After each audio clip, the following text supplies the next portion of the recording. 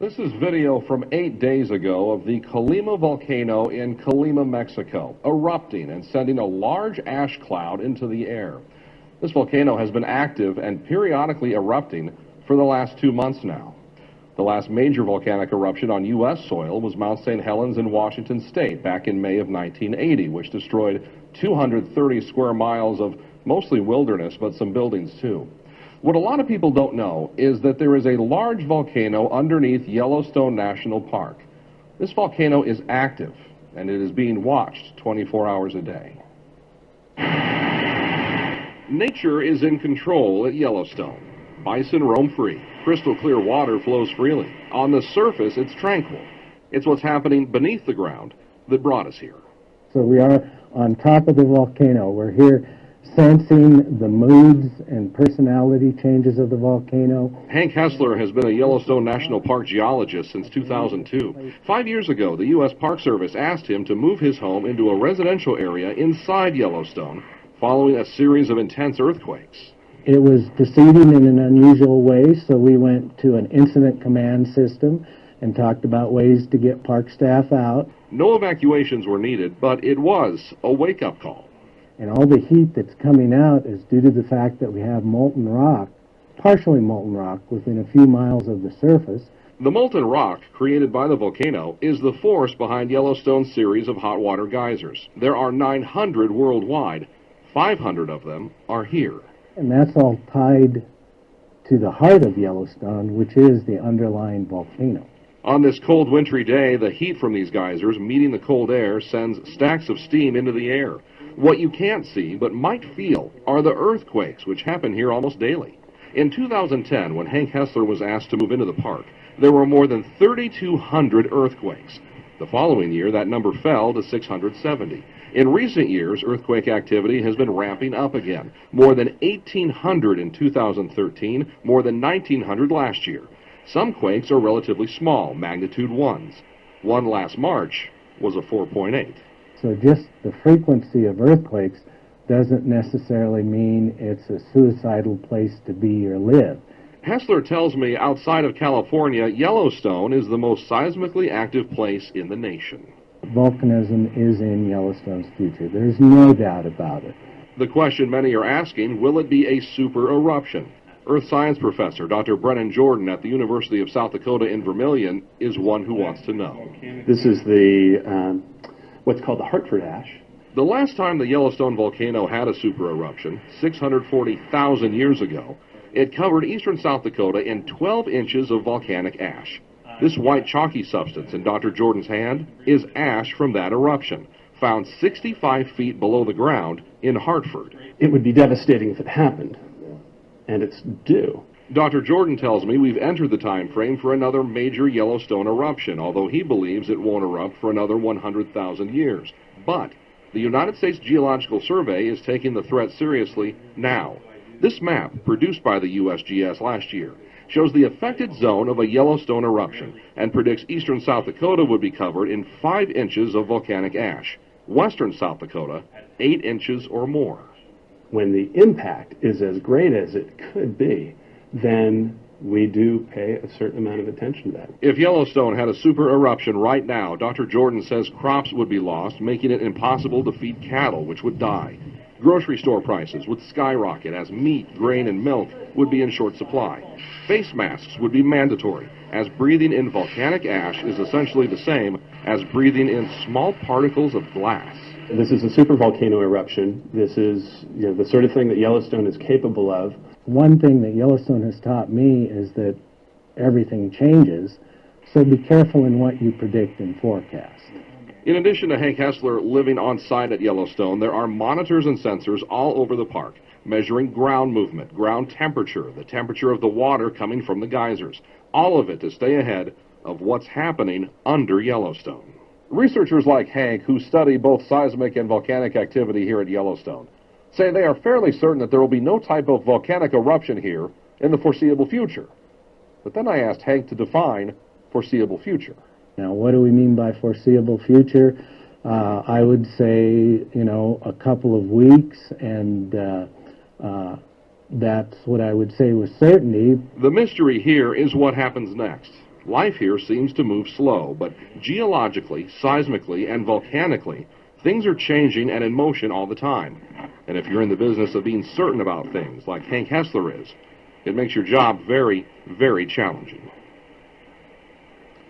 The people who actively watch this situation seemingly fall into two camps: those who think the Yellowstone volcano will never erupt again, and those who believe it'll happen tomorrow.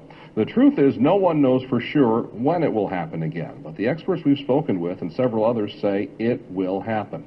They also say, should it happen in our lifetimes, it will mean hard times for a long time. Okay, guys, I'm sorry. I just got to stop this really quick here. I just have to replay that. I'm going to go ahead and put this in the video editor and replay it. If he just said what I thought he said, I have to put this out on my main channel as a public service to everyone and to get the word out.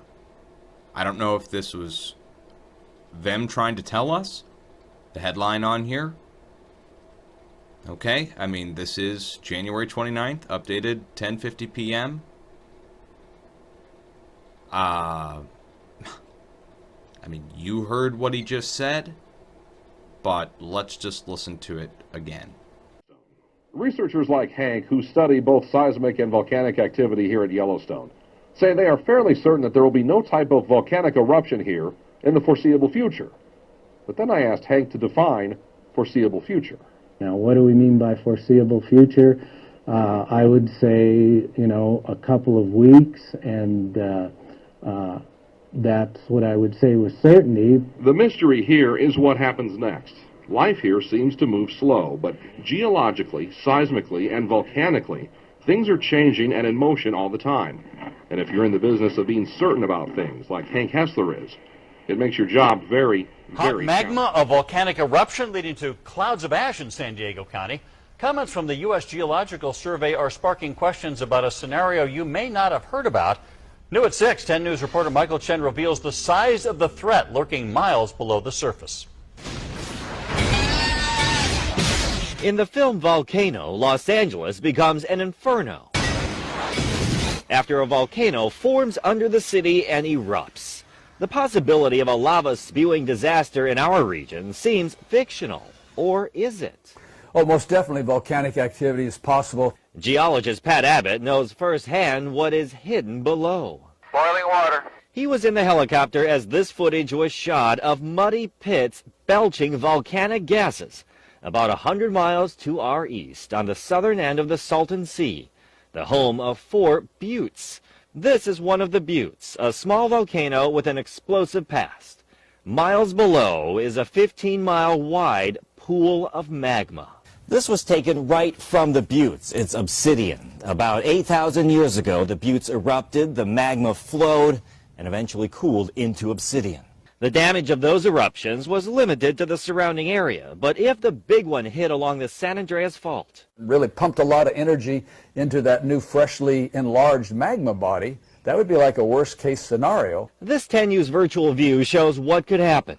Unstable magma finding a path to the surface, erupting, oozing lava and spewing ash. Eyjafjallajökull volcano eruption in Iceland.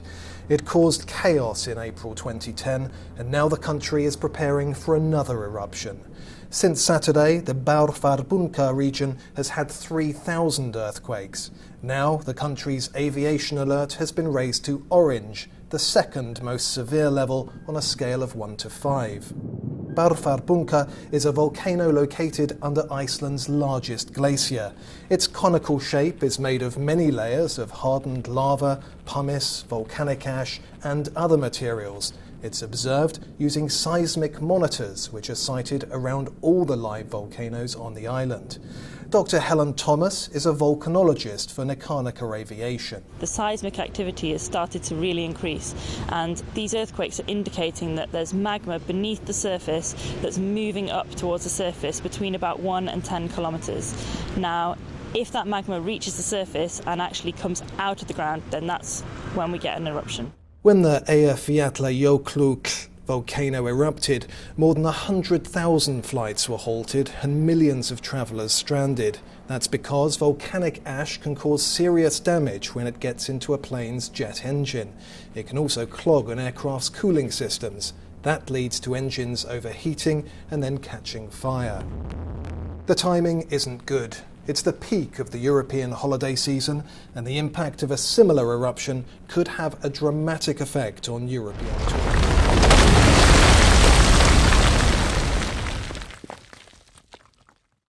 Ever wondered how to read the data on a seismogram? The web recorder is the digital version of the paper records used by scientists in days of yore. Seismometers measure vibrations. More vibration, more wiggle. Some seismometers measure only up and down. Sometimes they shake too much and the data are off scale.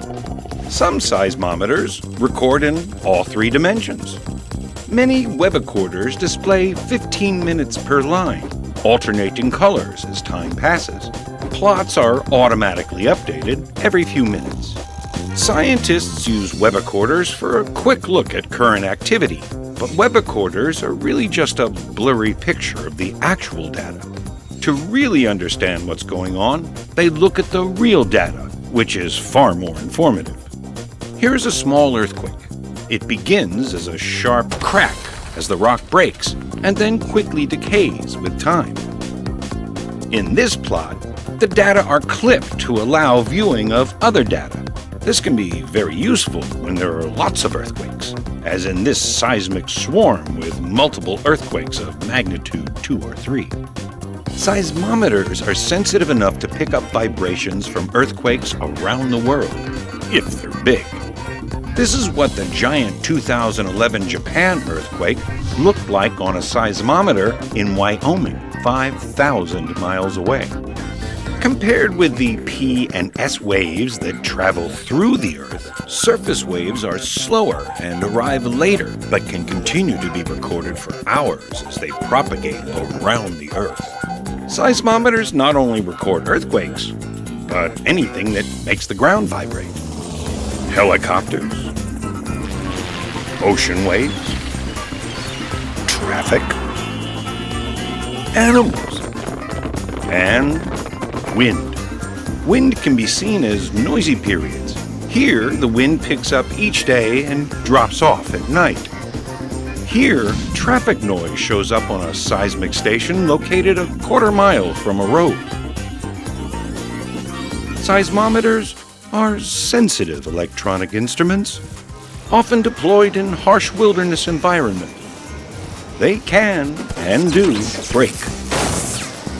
Sometimes they just stop working, but sometimes they just become noisy and unreliable. Here's a record from a 3-channel instrument, one of which is broken. Guess which one? Nearby equipment and machinery can also create interference. Worried about something on a web recorder? Then check readings from nearby instruments. Anything that shows up only on a single seismometer is either noise or earthquake activity too small.